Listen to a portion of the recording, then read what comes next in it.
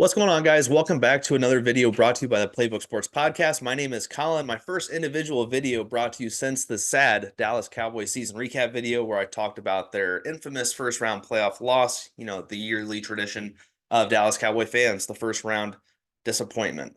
In this video, we're going to be talking about offseason moves that I think the Cowboys should make in free agency and in the draft moving forward. So let's get into it.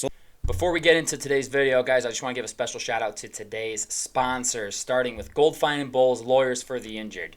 Personal injury, workers' compensation, those are their two things, but any sort of legal advice, they're the people to call. Give them a phone call, 309-673-5144. Tell them we sent you, okay? And I'd also like to shout out SeatGeek for sponsoring today's video as well. Use promo code PlaybookSports on their website to get $20 off your first purchase of $30 or more. Let's get back to the video. Let's start and talk about what the Dallas Cowboys have to do to turn this team into a championship contender. Yes, they've been in the playoffs the last 3 years. Yes, they've gone 12-5 the last 3 seasons, but they haven't been able to make it past the divisional round. I still have not seen a conference championship in my life. I am 27 years old. Come on, Dallas. We got to get to the NFC Championship game. Got to get to the Super Bowl. Looking at some moves they've made this offseason, Dan Quinn, the defensive coordinator, was let go. Every bad season that comes to an end needs a scapegoat, and Dan Quinn got the scapegoat title this year. And while he turned his assistant coach with a defensive coordinator position in Dallas into a head coaching position with the Washington Commanders and division rival, so he gets a chance to see Dallas twice a year, a team he'll be very familiar with, and a team that he will be maybe not very, but definitely vengeful against, looking for some revenge. Who did they replace Dan Quinn with? They went out and got Mike Zimmer, a former assistant coach of theirs back in the late 90s, early 2000s. Coming back, his last stint in the NFL was head coach with the Minnesota Vikings, which on paper, looking at it, I'm like, you know what? I don't really like that hiring of Mike Zimmer. I was never a huge fan of him as a head coach in Minnesota. But then looking back on it, his defenses with those teams were never awful. The offenses had Adrian Peterson, who was really carrying the load. And then you had like Christian Ponder, Travaris Jackson, Teddy Bridgewater. You had kind of game manager quarterbacks with Adrian Peterson asked to do a lot. But those defenses in Minnesota were normally pretty solid. I mean, Mike Zimmer in his 8 years, he did 500 or better 5 of those 8 years. Now he's going to be asked to do a lot less responsibility, just call the defense. We'll see how it goes. A couple of transactions they've made here. They went out and they went ahead and added that 5th-year option to Micah Parsons. Obviously, his contract is through 2025. If they accepted that 5th year, they went ahead and locked that up. Makes you wonder, are they going to get to an extension agreement this offseason, or are they just going to push that off to next offseason since they've already gotten that 5th-year option figured out? Another thing they did is they exercised their roster bonus for the 2024 season for Trey Lance, a quarterback they traded for this past season. And spoiler alert for later in this video, a quarterback that I am going to have them promoting to QB2 and the backup role heading into the season.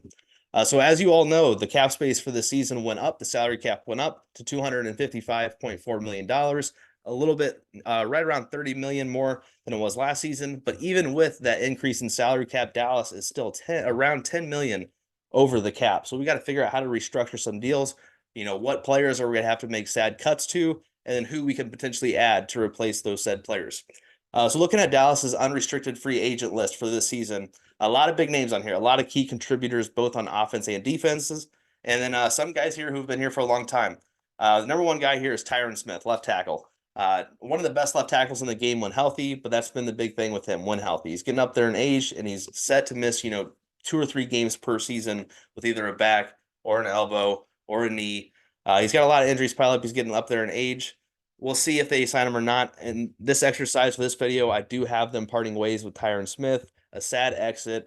Big first-round pick from USC back in the day. He's been great for Dallas. Another all-pro year last year, but they're going to part ways with him this offseason. Next one up is their starting center, Tyler Biadasz. I have them re-signing him. PFF doesn't have him super high up here in the ranks. I think he's like 13th ranked center. But just you need the continuity between the center quarterback. And you can ask Nate, another guy here on the podcast, the main host of our podcast, what do the Miami Dolphins look like without a center? And it's not great. So many teams need that center chemistry between the center and quarterback. You got to be on the right page. You got to know the cadence. You got to know the feel of the quarterback pause. But you just got to be on the same page as the quarterback. Next lineman up here was Chuma Edoga. Really a backup that kind of plugged and played in the guard and tackle positions as well this past season. I'm going to have the Cowboys letting him go as well. I'm not sure what his re-sign deal would look like, but for the sake of this exercise, I have them letting him go. And the next two up is both running backs. Tony Pollard and Rico Dowdle both are up for extensions this offseason and or letting go this offseason. So spoiler alert, I'll save the rest if I'm going to cut him or not, if I'm going to re-sign him or not re-sign him for a little bit later in the video. I won't go through every player here now. Next guy up is Sean McKeon, tight end. I think he was a tight end 4 behind Hendershot, behind Ferguson this past year. Getting to the defense, Dante Fowler, defensive line, a guy that just really was in that rotation for defensive ends that came in on those big pass rush downs. Great way to keep DeMarcus Lawrence and Micah Parsons and some other guys fresh. The depth that Dallas had a defensive end this season. A few more guy here. Neville Gallimore is up for unrestricted free agents. Dorrance Armstrong's up for unrestricted free agent. Jonathan Hankins is up for unrestricted free agent.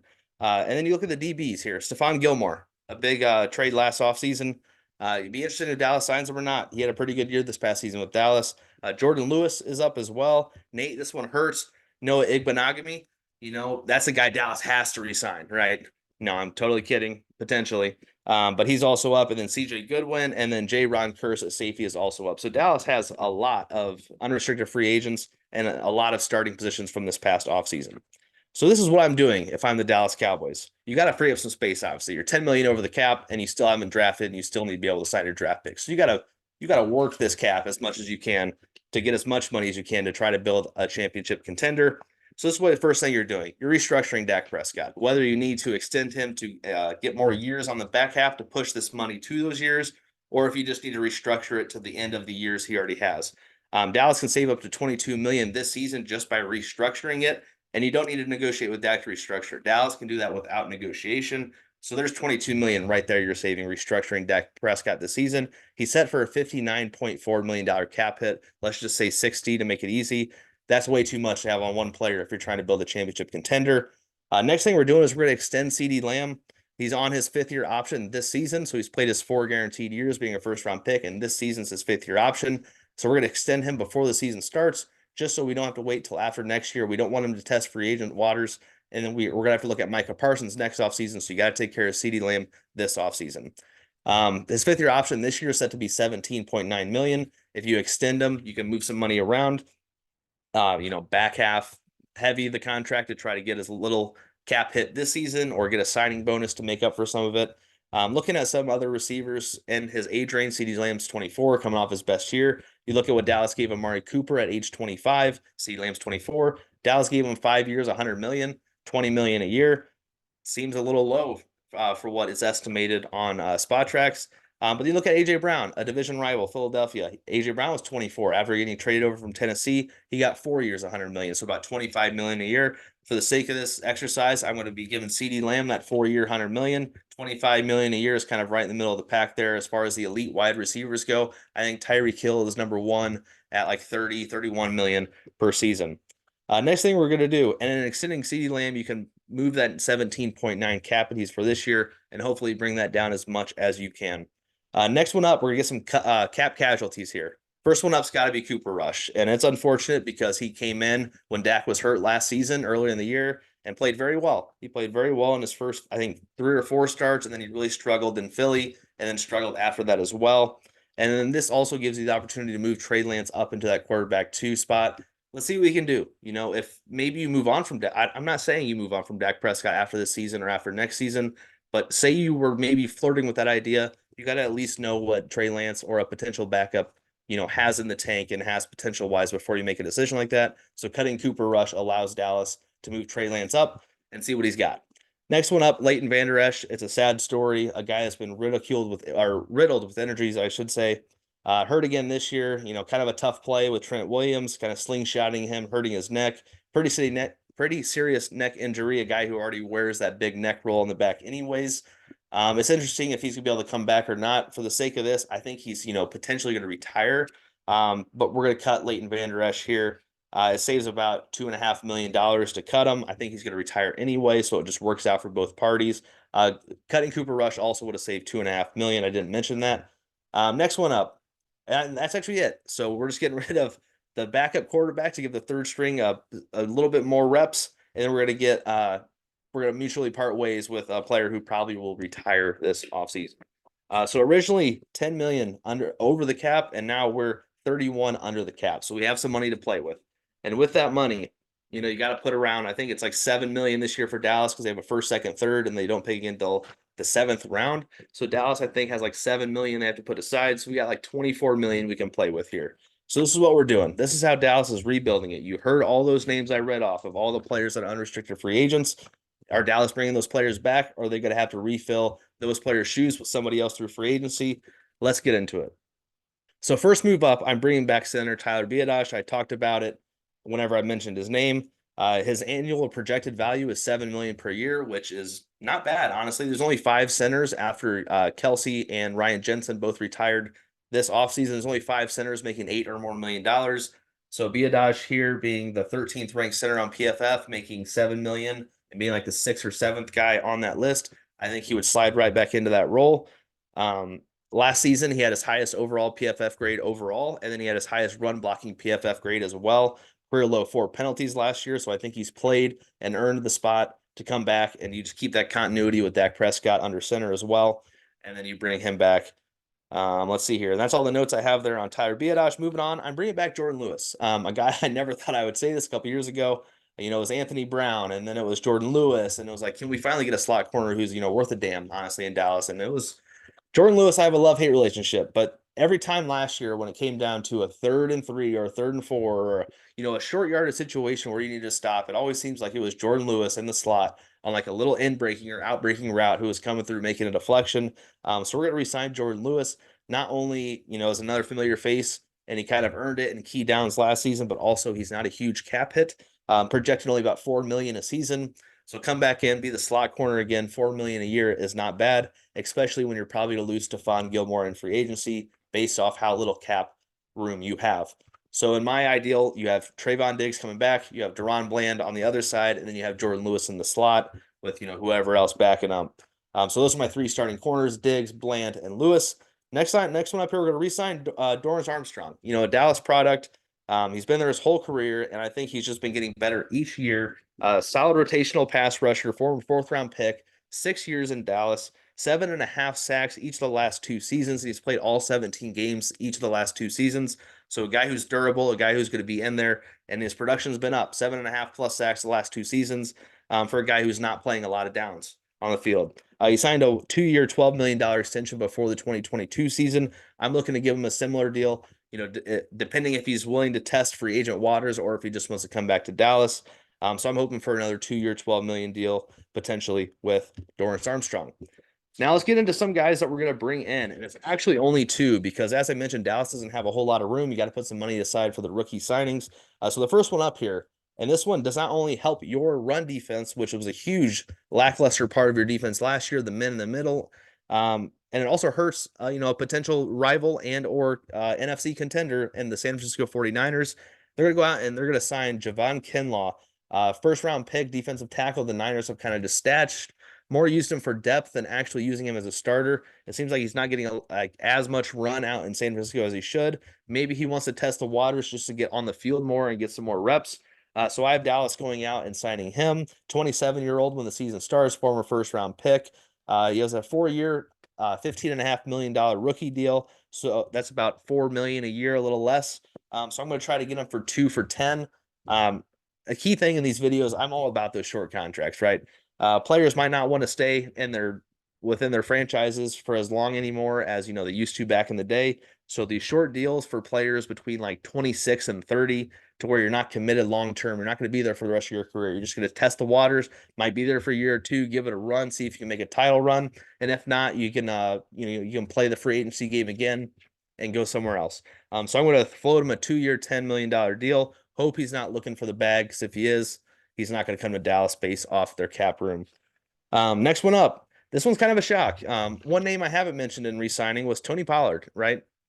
And it's someone I've gone back and forth on. I think he's going to try to get a little more money than Dallas is going to be able to float him this offseason. And so I have Dallas going out and getting. I do have them bringing back Rico Dowdle, by the way. I think he's going to be around a $1 to $2 million cap hit. A guy they signed to a 1-year deal before this past season. And a guy who, when he came in, kind of had that burst, kind of had that Tony Pollard to Ezekiel Elliott burst. The kind of not the featured back, but the guy who comes in has all the energy because he's not taking as much hits. So I'm going to bring back Rico Dowdle for a minimal deal as well. And this is the guy we're going to go out and get. And I know it's not a sexy pick, and you might be surprised by it. Clyde Edwards-Helaire, and I know, but listen, he's only 24 years old, obviously former first round pick, and his stats have gone down. Yes, his rookie year was his best year, and he's gone down. He's lost the backfield to Isaiah Pacheco. Jerick McKinnon's in there more than he is. But that's only why his stats have gone down. It's a crowded Kansas City backfield, and he just couldn't work his way onto the field. He's more of that true running back versus the versatile pass catching running back like a Jerick McKinnon. Also Patrick Mahomes is their quarterback, so any running back probably isn't going to break the bank with stats, or that's not the right term, but they're going to go crazy stats wise. Also, Spot has his annual estimated value of 1.6 million per year. So talk about another cheap running back option for a guy who's only 24 years old. Hasn't had a lot of run and tear, a lot of tread on those tires, if you will. He hasn't been hit a lot. He's 24 years old. He's just coming off his rookie deal. So I'm going to give him 1 to 2 years for about $2 million annually. And that brings us to that 24-ish million Dallas has to work with. And let's get to the draft. So there are a few positions I haven't addressed based off who Dallas doesn't have coming back. The big one being Tyron Smith. So spoiler alert, with Dallas's first round pick, I have them going offensive tackle. And that just, kind of depends who's still there in the draft. If it's Tyler Guyton, if it's like an Amarius Mims, if it's Troy Fautanu, I think is how you pronounce it. I'm terrible with names, so bear with me. One of those three guys are just whatever the best offensive tackle is left. I think that's who you go to in the draft with your first round pick. Now, second round pick. There's a few spots you can go here. You can go corner for depth. You can maybe look safety. Guy I didn't mention was Jaron Kearse. I don't have Dallas re-signing him.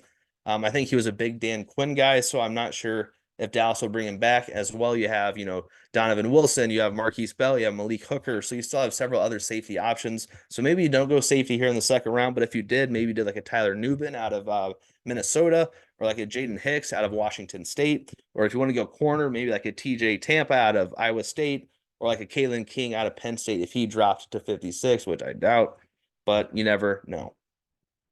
Third round pick, and then you just go safety or corner again, in my opinion. And then, it's just whoever's there. I'm not going to read off some third round potential picks because you never know. Someone could reach and get these guys. Someone could wow somebody in, a pro day, or the combine's already passed, but a pro day or some sort of interview or something. So that's what I would do if I was the Dallas Cowboys. A few guys that have been there for several years that are not going to be there next year. And that's just the business of it. I mean, it sucks. Obviously, you want to bring everybody back, but it comes to a point where you're in cap hell. I mean, you're 10 million under, and they raised the cap by 30 million this offseason. So you're gonna have to make some tough decisions. It's gonna be interesting where Dallas goes, and we'll see what they do in free agency. We'll see what they do in the draft, and we'll see if I will see my first NFC Championship game in my lifetime. But I'm not gonna hold my breath from that. Leave a like on the video, subscribe to our channel, please. We're gonna have some more videos coming out with some offseason moves, what we think teams may or may not do, based on what they have or have not already done. But check out the channel, leave a like down below, and leave a comment. Am I an idiot? Are any of these moves stupid? Are they good? What would you do if you're the Dallas Cowboys GM? Leave a comment down below. Thanks for watching. Catch us in the next one.